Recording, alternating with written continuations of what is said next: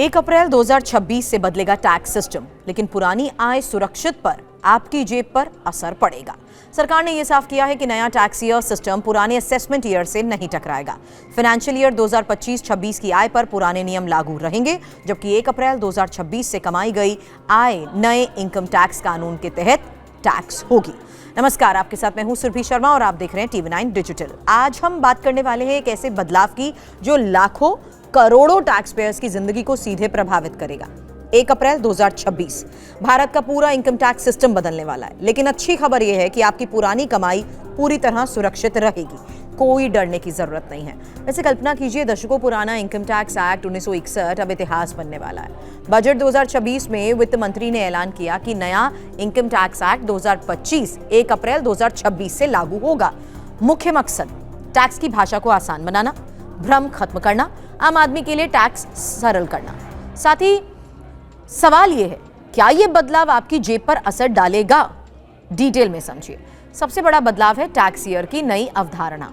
अब तक हम पिछला वर्ष यानी प्रीवियस ईयर और असेसमेंट ईयर जैसे दो अलग अलग टर्म इस्तेमाल करते थे, जिससे बहुत कंफ्यूजन भी होती थी। जैसे फाइनेंशियल ईयर 2025-26 में कमाई की तो असेसमेंट ईयर 2026-27 में टैक्स फाइल होता था।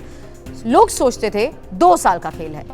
अब नए सिस्टम में सिर्फ एक ही टर्म, टैक्स ईयर, मतलब जिस 12 महीने में आपने कमाई की उसी को टैक्स ईयर कहेंगे। आय, टैक्स दर, असेसमेंट, सब कुछ इसी से जुड़ेगा।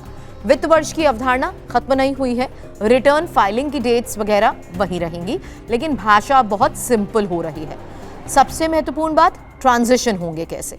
सरकार ने साफ कर दिया है, 31 मार्च 2026 तक की सारी आय पुराने इनकम टैक्स एक्ट 1961 के तहत टैक्स होंगी।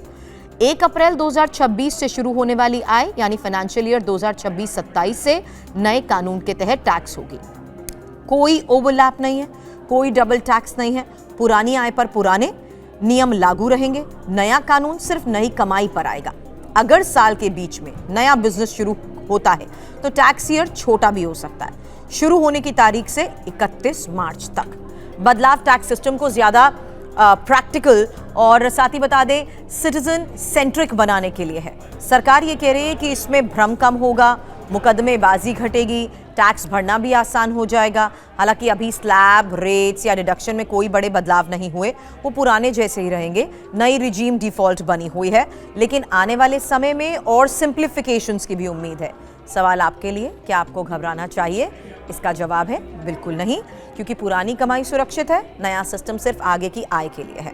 अगर आप सैलरीड है, बिजनेसमैन है या इन्वेस्टर हैं, आपके लिए अपडेटेड रहना बहुत जरूरी है। टैक्स प्लानिंग में थोड़े ध्यान जरूर दें, क्योंकि नया कानून ज्यादा लचीला लेकिन सख्त भी हो सकता है।